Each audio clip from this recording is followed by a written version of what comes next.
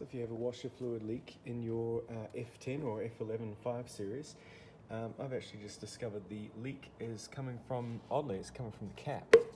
So I just recently filled this up and took it for a run around the block. After taking the arch liner out and having a look at the reservoir and everything in there, which is all dry. And it turns out, actually, when I lifted the bonnet, there was water everywhere. It's soon evaporating because it's quite close to the exhaust, so leaves no trace. But actually, it's just perishing of this cap here. So this is what needs to be replaced.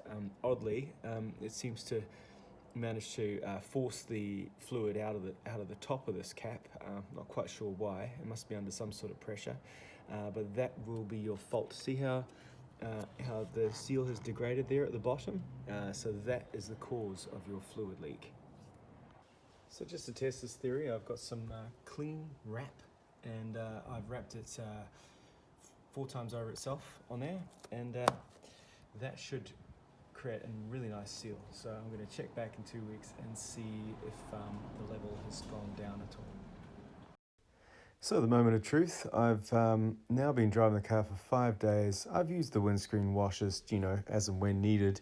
The car's basically been driven for about an hour each day. So it's a 5-litre tank, and let's just see how much water it's going to take. So before it was, there we go. Okay, so that's about half a litre it's taken. So it really hasn't dropped much at all, only from squirting the windows. So I'm quite happy with that. So that seal is really the issue. So in order to sort this out, just need a new cap.